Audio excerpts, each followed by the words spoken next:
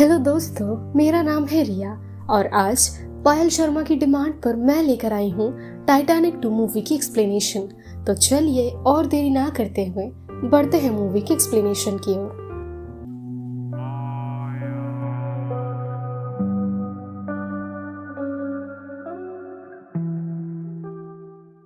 Movie की शुरुआत होती है एक आदमी से जो आर्कटिक ओशन के ग्रीनलैंड के पास सर्फिंग कर रहा होता है। तभी बहुत बड़ा आइसबर्ग टूटकर समंदर में गिरता है, जिस कारण से समंदर में बहुत बड़ी लहर आने लगती है। इस दौरान वो आदमी खुद को बचाने की कोशिश करता है, लेकिन कुछ पलों के भीतर ही तेज लहरें उस तक पहुंच जाती है और वो आदमी वहीं मारा जाता है। अब सीन के शिफ्ट होते ही हम दूसरी टाइटैनिक जहाज को देखते हैं। दोस्तों, टाइटैनिक जहाज के 100वें एनिवर्सरी के दिन उसे अटलांटिक ओशन के उस सफर पर जाने के लिए तैयार किया जा रहा था, जो कि पिछले टाइटैनिक जहाज के लिए किया गया था, जिसे हमने टाइटैनिक मूवी में भी देखा था।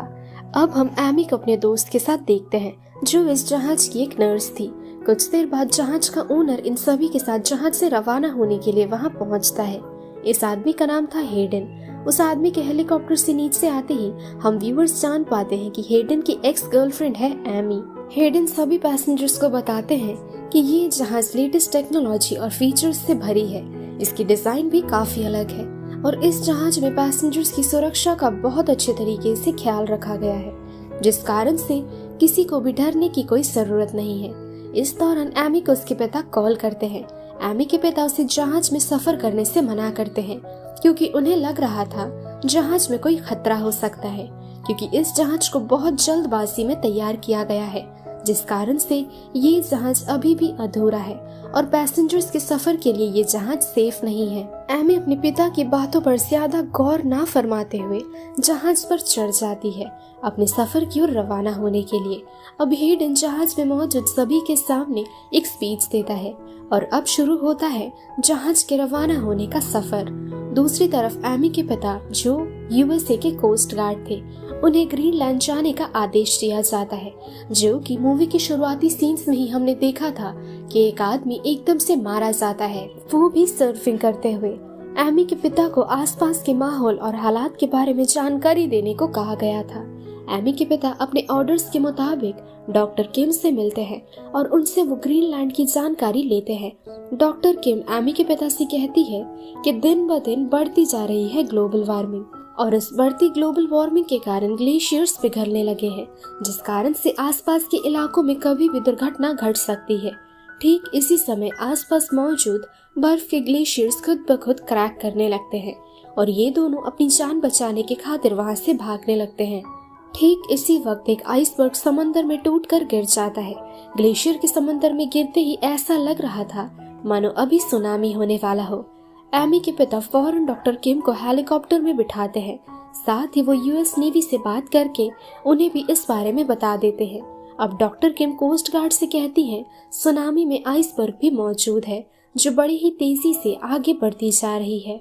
ये खबर सुनते ही एमी के पिता दोबारा से नेवी को इस बारे में इन्फॉर्म करते हुए कहते हैं कि अटलांटिक में जाने वाली या फिर गई हुई सारी जहाजों को इस बारे में तुरंत खबर दे दो, जिससे कि वो सभी पहले से ही अलर्ट हो जाए। यूएस नेवी तुरंत टाइटैनिक 2 जहाज को अलर्ट करने के लिए संदेश भेजती है।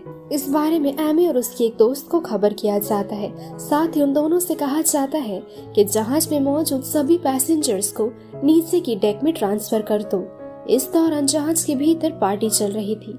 जहाज की एक स्टाफ तुरंत सभी पैसेंजर्स को नीचे के डेक में जाने को कहती है।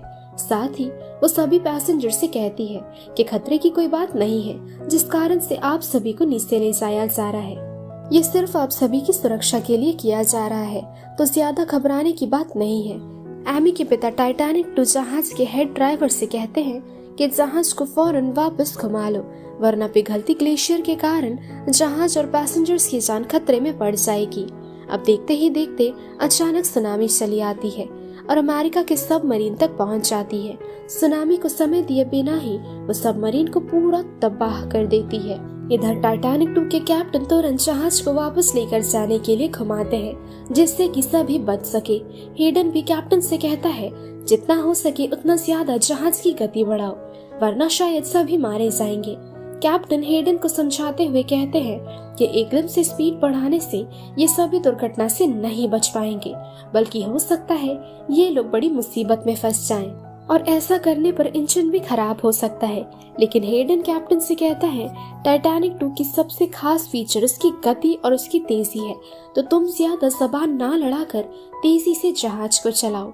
कैप्टन अब कुछ नहीं कर सकते थे, तो वो बस अब जहाज की स्पीड बढ़ा देते हैं। सभी पैसेंजर्स को नीचे की डेक में भेजने के बाद सभी बेहद डरे हुए थे, क्योंकि उन्हें लग रहा था शायद आज कुछ बड़ा हादसा घटने वाला है, जिसके बारे में जहाज के ना तो कोई स्टाफ उन्हें बता रहे हैं और ना तो जहाज के कैप्टन। दूसरी तरफ एमी के पिता एमी को वॉइस मैसेज भेजकर कहते हैं तुम और बाकी पैसेंजर्स कोई भी जहाज के नीचे मत जाना। तुम सभी खुद को सुरक्षित रखने के लिए जहाज के ऊपरी डेक में जाओ, ना कि नीचे की डेक में, जिससे कि तुम सभी सेफ रहोगे। अब हेडन के कहे मुताबिक कैप्टन जहाज की तेजी बढ़ा देता है और इसके कुछ देर के भीतर ही इंजन खराब हो जाता है। जहाज एकदम से समंदर में रुक जाता है। अब जहाज भी हिलने लगती है। सुनामी धीरे धीरे बढ़ता जा रहा था और अब वो जहाज तक पहुंच जाता है। देखते ही देखते सुनामी जहाज के निचले हिस्से को पूरा तबाह कर देती है और इस कारण से जहाज के भीतर पानी भरने लगता है और जहाज में जितनी लाइफ बोट्स मौजूद थी वो भी जहाज के निचले हिस्से में थे, लेकिन निचला हिस्सा पूरा तबाह हो चुका था और इसी कारण से लाइफ बोट्स भी खराब हो जाते हैं। दोस्तों, मूवी की शुरुआत में हेडन हेलीकॉप्टर लेकर जहाज में आया था, तो वो सभी से कहता है कि पैसेंजर्स को बचाने के लिए मेरे हेलीकॉप्टर का इस्तेमाल करो। दूसरी तरफ डॉक्टर किम कोस्ट गार्ड यानी एमी के पिता को बताती है कि दोबारा से एक सुनामी आने वाला है। अभी तक ये सुनामी टला भी नहीं था और दोबारा से एक सुनामी आने वाला है। साथ ही डॉक्टर किम बताती है कि इस बार सुनामी की रफ्तार और गति पिछले सुनामी से ज्यादा होगी और हो सकता है ये जहाज को एक ही बार में पूरा बर्बाद कर सके। ये खबर जानने के बाद एमी के पिता फौरन नेवी से बातचीत करके उन्हें इन सारी खबरों के बारे में इत्तलाह करने की कोशिश करते हैं, जिससे कि वो टाइटैनिक 2 की मदद कर सके। इधर जहाज हिलने लगता है और धीरे धीरे समंदर में डूबने लगता है। सभी पैसेंजर्स एक एक कर लाइफ जैकेट पहन लेते हैं, जिससे कि पानी में गिरने के बाद कोई बचने की आशा तो रहे। दूसरी तरफ कोस्ट गार्ड के हेलीकॉप्टर का फ्यूल खत्म होने लगता है। एमी के पिता तुरंत कैप्टन को फ्यूल भरने को कहते हैं। इस दौरान डॉक्टर किम को कॉल करके बताया जाता है कि बड़ी तादाद में आइसबर्ग पिघल गया है और अब ज्यादा देर नहीं लगेगी दूसरी सुनामी आने में। इस खबर से सभी बेहद घबराए हुए थे। नेवी के ऑफिसर्स जल्द से जल्द पैसेंजर्स को बचाने की तैयारी करते हैं। दूसरी तरफ जहाज में एमी को पता चलता है कि उसकी दोस्त, जो खुद भी एक डॉक्टर है, वो जहाज के निचले हिस्से में फंस गई है, जहां फिलहाल काफी हद तक पानी भर गया है। एमी हेडन के साथ नीचे जाकर देखती है एमी की दोस्त काफी बुरी तरह से इंजर्ड हो गई है। ये दोनों मिलकर उसे सेफली ऊपर की ओर ले जाने लगते हैं। तभी एकदम से जहाज की टरबाइन फट जाती है और जहाज में एक बड़ा सा ब्लास्ट हो जाता है। इस घटना के कारण काफी पैसेंजर्स भी मारे जाते हैं और हेडन एमी और उसकी दोस्त के साथ दरवाजे के इस पार अटक जाते हैं। दूसरी तरफ हेलीकॉप्टर में फ्यूल भरा जाता है और फिर कोस्ट गार्ड नोटिस करते हैं सुनामी भी आ चुकी है। ये धीरे उन तक भी पहुंच जाती है, लेकिन ये सभी सेफ थे। अब नेवी द्वारा कुछ हेलीकॉप्टर्स को भेजा गया था, जिससे कि पैसेंजर्स को सुरक्षित बाहर निकाला जा सके, लेकिन सुनामी की लंबाई के कारण सुनामी चुटकियों में हेलीकॉप्टर्स को तबाह कर देती है। इन सभी घटनाओं के बारे में जानकर एमी के पिता हेडन को कॉल करके कहते हैं कि तुम मेरी बेटी का ख्याल रखना, उसे कुछ भी नहीं होना चाहिए। हेडन एमी के साथ दरवाजा के इस पार अटका हुआ था। कई समय तक यहाँ अटके रहने के कारण एमी की इंजर्ड दोस्त मारी जाती है। ये दोनों धीरे धीरे जहाज में भरते पानी के बीच फंस जाते हैं। धीरे धीरे जहाज के भीतर पानी भरने लगता है। हेडन उसके पास की एक ऑक्सीजन टैंक को एमी को दे देता है, जिससे कि वो सेफ रह सके। एमी हेडन से पूछती है कि तुम अपना ऑक्सीजन टैंक मुझे क्यों दे रहे हो। हेडन कहता है तुम्हें इसकी ज्यादा जरूरत है, तुम भी अपने पास ही रखो, और इस कारण से अगर मुझे मरना भी पड़ जाए तब भी मुझे कोई गम नहीं होगा। एमी हेडन की बातें सुन रोने लगती है।